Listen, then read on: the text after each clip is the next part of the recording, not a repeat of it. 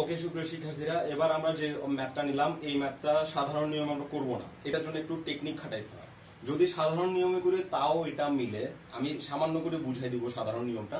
আর যদি টেকনিক্যালি করি তাহলে এটা খুব দ্রুত মিলে, 3-4 লাইনে মিলে যায়, যার কারণে আমরা এটাকে অবশ্যই টেকনিক ব্যবহার করেই অঙ্কটা শেষ করবো।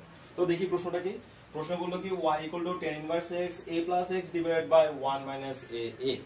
এখন এই প্রশ্নে যদি আমি নরমালি চিন্তা করি তাহলে ওকে ডিফারেন্সিয়েট করতে গেলে আমার মাথায় প্রথমে আসবে যে ddx of 10x, ddx of 10x, ddx of tan inverse x, ddx of tan inverse x সমান হচ্ছে 1/1 plus x square। তো এতক্ষণ ধরে আমরা যে ম্যাথগুলো করে আসলাম তাদের থেকে যদি আমরা ধারণা নিই আর ওই ধারণা দিয়ে আমরা ম্যাথটা করি, তা আমরা দেখব কি যে এই বিশাল আকারের জিনিসটাকে x মনে করতে হবে আর এটাকে x মনে করে tan inverse x এর সূত্র বসাইতে হবে।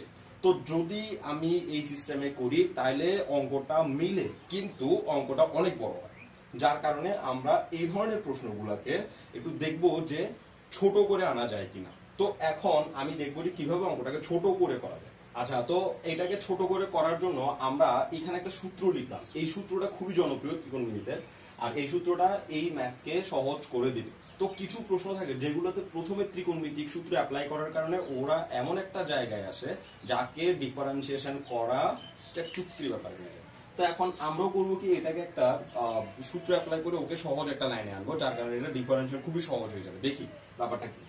এখানে বললো কি tan inverse a plus tan inverse b equal to tan inverse a plus b divided by 1 minus ab। এই সূত্রটা আমি এখন এখানে অ্যাপ্লাই করার চেষ্টা করি। একটু খেয়াল করি, এখানে একটা tan inverse দেখা যাচ্ছে। এই a কে আমি মনে করলাম a আর এই x কে আমি মনে করলাম b। তার মানে এটা হচ্ছে tan inverse a plus b divided by 1 minus a b। এরকম হয়ে গেল না যে tan inverse a plus b divided by 1 minus ab। তো tan inverse a plus b divided by 1 minus ab থাকলে আমরা তার বদলে লিখতে পারি tan inverse a R tan inverse b। তো আমরাও এটার বদলে আমরা লিখতে পারি tan inverse a, a মানে হচ্ছে ছোট হাতের এটা, plus tan inverse b, tan inverse b মানে হচ্ছে ছোট হাতের x। ব্যাস, তাহলে এখন আমি এই বিগুলো একটু মুছে দিই এখানে দুটার সুবিধার্থে। আচ্ছা, তাহলে এখন tan inverse a tan inverse b এরকম একটা পজিশনে চলে আসলো এই সূত্রের সাহায্যে, যার কারণে আমি কিন্তু এখনো ডিফারেন্সিয়েশন করিনি। ডিফারেন্সিয়েশন করার আগেই আমি প্রশ্নটাকে কি করতেছি একটু গুছাই নিচ্ছি। তো প্রশ্নের এই অবস্থা, তাহলে বাম পাশে তো y থেকেই যাবে। এবার আমি কি করব, x এর সাপেক্ষে ওকে ডিফারেন্সিয়েশন করে দেওয়ার চেষ্টা করব। তাহলে ওকে যদি x এর সাপেক্ষে ডিফারেন্সিয়েট, তাহলে আমি লিখবো x এর সাপেক্ষে অন্তরীকরণ করে পাই, এই লাইনটা লিখবো। তাহলে y কে যদি অন্তরীকরণ করি তাহলে আমি পাবো dy dx equal two tan inverse a কে যদি আমি x এর সাপেক্ষে অন্তরীকরণ করি তাহলে পাবো 0। কেন? কারণ tan ইনভার্স a এখানে কোনো x নাই, x না থাকার কারণে এটা হচ্ছে একটা ধ্রুবক, আর আমরা জানি ধ্রুবককে ডিফারেন্সিয়েশন করলে 0 হয়। তো ধ্রুবককে ডিফারেন্সিয়েশন করে আমি পেলাম 0। তারপর plus tan inverse x, ddx of tan inverse x এর সরাসরি সূত্র পাওয়া যায়। ddx of tan inverse x এর সূত্র হচ্ছে 1/1 plus x square। তাহলে আমরা এখানে লিখে দিলাম 1/1 plus x square equal to 1/1 plus x square। ব্যাস, এটাই आंसर, 0 লেখার দরকার নেই, 1/1 plus x একদম সহজে শেষ হয়ে যাবে। আর যদি আমি এটাকে x মনে করে করতাম তাহলে এটা প্রথমে tan inverse এর সূত্র বসতো, তারপর u by v মেথডে তো অনেক বেশি বীজগাণিতিক কাজ করতে হতো। তার চেয়ে ভালো হয়েছে আমরা এই সূত্রটা জেনে নিই আর সূত্রের সাহায্যে ওকে খুব দ্রুত সমাধান করে দিই। ওকে সুপ্রিয় শিক্ষার্থীরা, তো একটু আগে যে ম্যাথটা আমি করলাম সেটা বোঝার জন্য আমি একই রকম আরো একটা ম্যাথ নিলাম। ম্যাথটা হচ্ছে কি y = tan inverse 1 plus tan x divided by 1 minus tan x।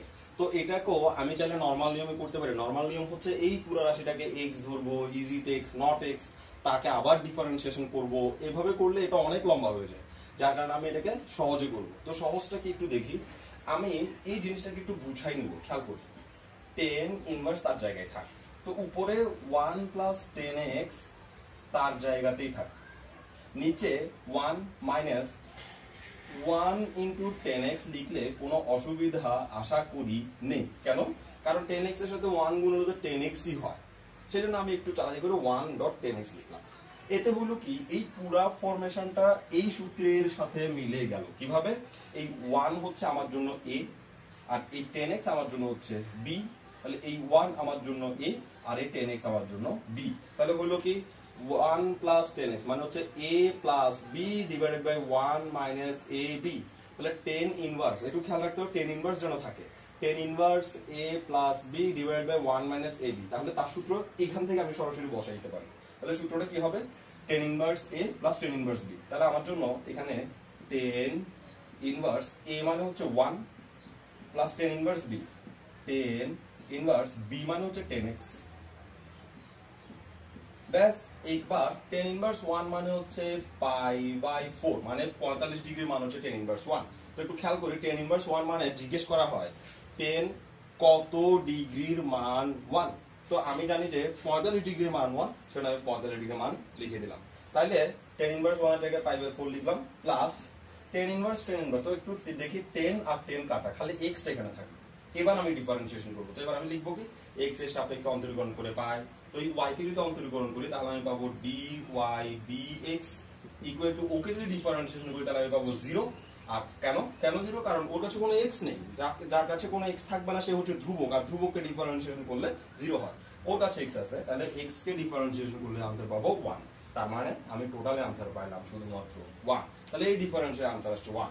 এখন আমি যদি ওকে টেন ইনভার্স x এর সূত্র মানে ওকে x মনে করে করতাম, তাহলে এত তাড়াতাড়ি অঙ্কটা শেষ হতো না।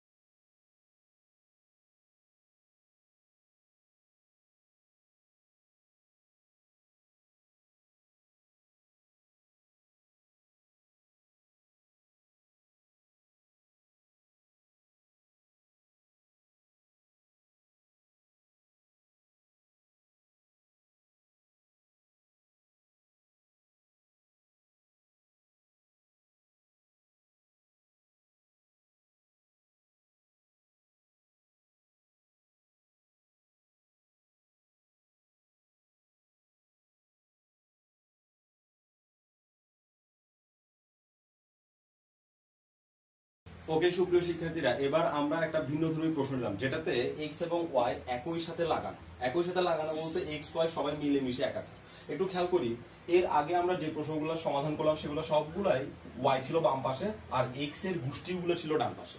বাম পাশে শুধু y আর ডান পাশে x এর গোষ্ঠী। আর এখন আমি যে প্রশ্ন নিলাম সেটাতে দেখতেছি x y সব একদম জগা খিচুড়ি অবস্থা।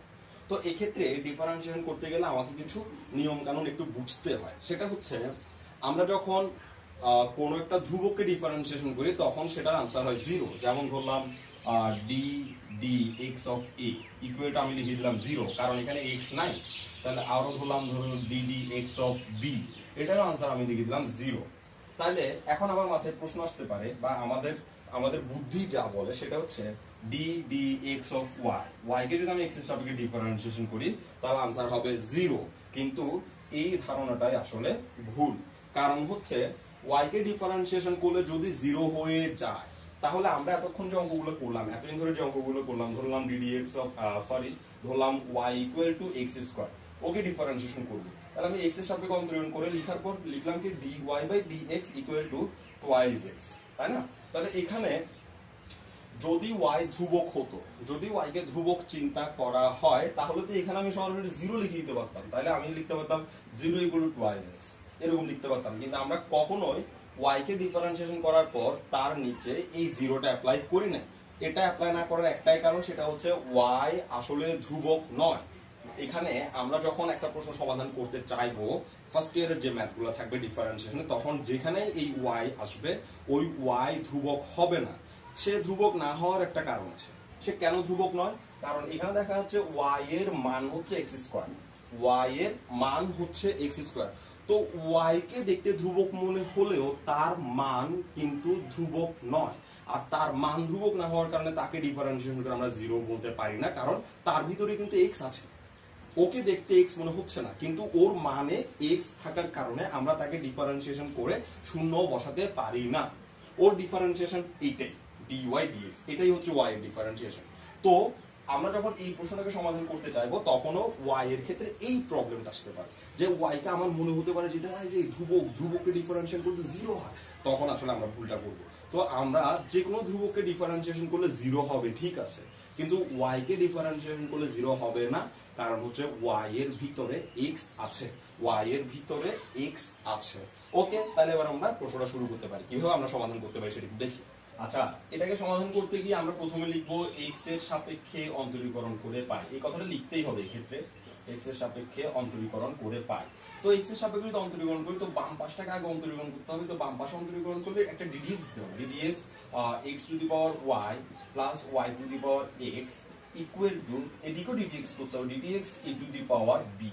তো এখন আমি ডিডিএক্স টাকে দুই টুকরা করবো, যেহেতু এখানে মাঝখানে প্লাস চিহ্ন আছে, তো ডিডিএক্স দুইটা ভাগ করে নেবে, ও একবার ডিডিএক্স নেবে, ও একবার ডিডিএক্স নেবে। তাহলে আমি এভাবে লিখতে পারি d D x of x to the power y plus এই ডিডিএক্স আর ওর সাথে যাবে d D x of y to the power x equal to, এই দিকে যখন ডিফারেন্সিয়েশন করবো তখন একটু খেয়াল করি এটা হচ্ছে এক্স আর এগুলো হচ্ছে এ আর বি, তার মানে ওদের মধ্যে কোনো এক্স এর বংশ নাই, সুতরাং আমি ওকে ডিফারেন্সিয়েশন করে আনসার লিখে দিতে পারি জিরো, কেন সে ধ্রুবক। আর এই ক্ষেত্রে যখন আমি ডিফারেন্সিয়েশন করতে আসলাম একটু খেয়াল করি, এখানে এটা হচ্ছে এক্স আর এই মাথার উপরে হচ্ছে ওয়াই। তো আমরা একটু আগে আলোচনা থেকে দেখলাম যে ওয়াই হচ্ছে এমন একটা রাশি যার ভিতরে এক্স থাকে, তার মানে সে ধ্রুবক নয়, কারণ ও হচ্ছে এক্স এর ফাংশন। তার মাথার উপরে যে ওয়াইটা দেখা যাচ্ছে ওয়াইও হচ্ছে এক্স এর ফাংশন, কেন তার ভিতরে নাকি এক্স থাকে সবসময়। তাইলে এটার জন্য আমাকে U to the power V মেথডটা ব্যবহার করতে হবে। আর ddx of U to the power V method কি?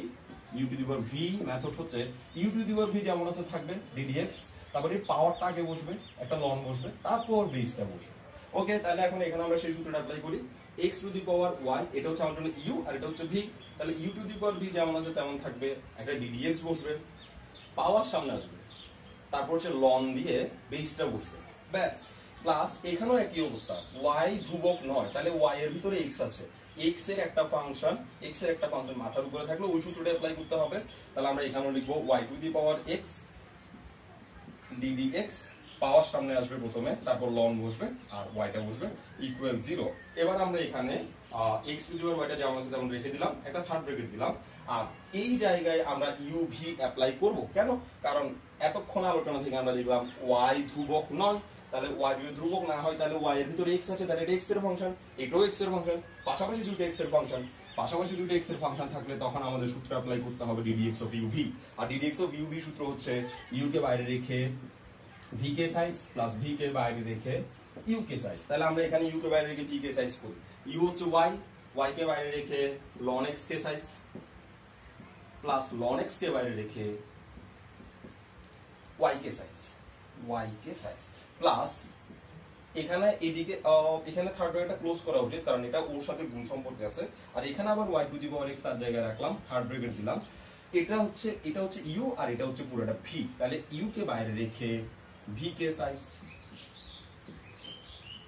প্লাস ভি কে বাইরে রেখে ইউ কে সাইজ, ইউ হচ্ছে এক্স, ইউ কে সাইজ, আর বিকজ ইকুয়াল 0। ব্যাস, এবার আমরা কি পাই দেখি, ইকুয়াল টু এখানে পাচ্ছি X to the power Y আর এখানে পাচ্ছি ওয়াই তার জায়গায় থাক, কারণ তাকে ডিফারেন্সিয়েট হবে না, সে হচ্ছে ডিফারেন্সিয়েশনের বাইরে। লন এক্স এর ডিফারেন্সিয়েশন সরাসরি আমরা নিই 1/x, তারপর প্লাস এখানে লন এক্স তার জায়গায় থাক লন এক্স। তো এখানে ওয়াই কে ডিফারেন্সিয়েশন করলে আসলে ডিওয়াই ডিএক্স ই পাই। আমরা সারা জীবন দেখলাম যে ওয়াই কে ডিফারেন্সিয়েট করে ডিওয়াই ডিএক্স হয়, এর বেশি কিছু হয় না। আমরা এতদিন যে অঙ্কগুলো বুঝে দেখি ওয়াই গুলো এক্স স্কয়ার ডিফারেন্সিয়েট করতে গেলাম, ওয়াই কে ডিফারেন্সিয়েট করে লিখলাম কি ডিওয়াই ডিএক্স, আর কিছুই লিখি না, তার মানে ওয়াই এর ডিফারেন্সিয়েশন হচ্ছে। এরপর থার্ড ব্র্যাকেট ক্লোজ করলাম plus y to the power x, এরপর এখানে এক্স তার জায়গায় থাক ডিডিএক্স অফ লন ওয়াই। এবার কিন্তু একটা ঝামেলা আছে, এই ডিফারেন্সিয়েশনটা এই অঙ্কের সবচেয়ে কঠিন জায়গা, যে জায়গায় এসে স্টুডেন্টরা বারবার ভুল করে, তো একটু মনোযোগ দিয়ে দেখতে হবে। তো এখানে এক্স এর সাপেক্ষে লন ওয়াই কে যখন আমি ডিফারেন্সিয়েশন করতে যাচ্ছি তখন যে সূত্র আমার মাথায় আসে সেটা হচ্ছে এটা ডিডিএক্স অফ লন এক্স এর সূত্র। তো ভালো করে খেয়াল করি, আমি ডিডিএক্স অফ লন এক্স এর সূত্রই বসাবো, কিন্তু শিরক সম্পর্কিত সমস্যাটা মাথায় রাখতে হবে। তাহলে এখানে এই ওয়াই কে প্রথমে এক্স মনে করতে হবে, কারণ এটা এক্স নয়, এটা এক্স নয়। তাহলে আমি ওর সাথে ওর সূত্রের মিল দেখি, লন লন মিল, এখানে যে জায়গায় x আছে এখানে সেই জায়গায় আছে y, তাহলে ddx অফ ln x এর সূত্র যদি 1/x হয় তাহলে ddx অফ ln x এর সূত্র হবে 1/x, এখানে x হিসেবে যে আছে তাকে আমি লিখি, কিন্তু এটা কি x? Is it x? No x, এটা x নয়, তাহলে ওকে আবার ডিফারেন্সিয়েশন করতে হবে, যেহেতু ও x নয় সেহেতু তাকে আবার ধরে ডিফারেন্সিয়েশন করলাম, প্লাস ln y তার জায়গায় থাক, x কে x এর সাপেক্ষে ডিফারেন্সিয়েট করলে আনসার হবে জাস্ট 1 ইকুয়াল টু 0। তো আমার কথা হচ্ছে এটাকে ডিফারেন্সিয়েশন করতে বলা হয়েছে, ডিফারেন্সিয়েশনের মানে হচ্ছে dy dx নির্ণয় করা, dy dx নির্ণয় করা। তো এখন এখানে একটা dy dx, এখানে একটা dy dx আছে, যার কারণে এখনো dy dx নির্ণয় হয় নাই, ওদেরকে ব্যবস্থা করতে হবে যেন ওরা এরকম হয় আর কি, একটা লাইন আসে। তো আমরা একটু সামনের দিকে এগিয়ে যাই। আচ্ছা, এরপর আমি করব কি, এই রাশিগুলোকে ওদের সাথে গুণ করে ফেলবো, এই যে x to the power y এটা ওর সাথে গুণ, x to the power y এটা ওর সাথে গুণ, একইভাবে y to the power x এর সাথে গুণ, y to the power x ওর সাথে গুণ, এভাবে গুণ করে ফেলবো। আর গুণ করে ফেলি তাহলে এখানে হচ্ছে x to the power y তার জায়গায় থাক, এখানে থাকবে y বাই x লিখতে পারি, y বাই x, তারপরে প্লাস ওর সাথে ও গুণ হবে, তাহলে x to the power y, তারপর হচ্ছে ln x dy dx, তার মানে x টু দি পাওয়ার ওর সাথে গুণ হলো, x টু দি পাওয়ার ওর সাথে গুণ হলো। এবার এটাও গুণ করি একইভাবে, plus y to the power x আর x by y dy dx। এবার এটা যদি ওর সাথে গুণ করি তাহলে হবে plus y to the power x ln y equal to হচ্ছে 0। এবার আমি করব কি, যাদের সাথে এই dy dx রাশিটা যাদের সাথে আছে তাদেরকে বাম পাশে রাখবো, আর যাদের সাথে এটা নাই তাদেরকে ডান পাশে পাঠিয়ে দেবো, পক্ষান্তর করবো। তাহলে দেখি কি করতে পারি, এখান থেকে ওকে রেখে দিব। আচ্ছা, একটা কাজ করি, রেখে না দিয়ে ওদের দুজন থেকে dy dx কমন নিয়ে নিই, মানে যাদের কাছে dy dx আছে তাদের কাছ থেকে dy dx টা কমন নিই। তাহলে ওর কাছে dy dx আছে, একটু আমি আন্ডারলাইন করতেছি, ওর কাছে dy dx আছে, ওর কাছেও dy dx আছে, তাহলে এই দুজন থেকে আমি dy dx টা কমন নিয়ে লিখতে পারি। তো dy dx এর পিছন দিয়ে কমন নেওয়াটা ভালো, dy dx কমন নিলাম, তাহলে ওর কাছ থেকে dy dx কমন চলে গেলে ওর কাছে আর থাকে x to the power y ln x, plus ওর কাছ থেকে dy dx কমন চলে গেলে ওর কাছে আর থাকে y to the power x into x by y। Okay, equal to এর জন্যই দিলাম, যাদের কাছে dy dx নাই তাদেরকে আমি ডান পাশে এই পাশে আর রাখবো না, তাদেরকে ওই পাশে পাঠিয়ে দিব। তাহলে ওকে যদি ওই পাশে পাঠিয়ে দিই ও হয়ে যাবে negative x to the power y by x, আর ওকে যদি ওই পাশে পাঠিয়ে দিই তাহলে ও হয়ে যাবে negative y to the power x ln y। Okay, তাহলে এরপর এই যে dy dx এর সাথে এই রাশিটা আছে না, এই রাশিটাকে আমি ওর নিচে পাঠিয়ে দিব, ব্যাস সঙ্গে সঙ্গে সমাধান হয়ে যাবে। তো এখন কি করতেছি দেখি, এই dy dx কে রেখে দিলাম, dy dx, একটু খেয়াল করি এই dy dx এর সাথে এই পুরো রাশিটা গুণ সম্পর্ক আছে, তাহলে ওকে সমান চিহ্ন ওই পাশে নিলে ও ভাগ সম্পর্কে চলে যাবে।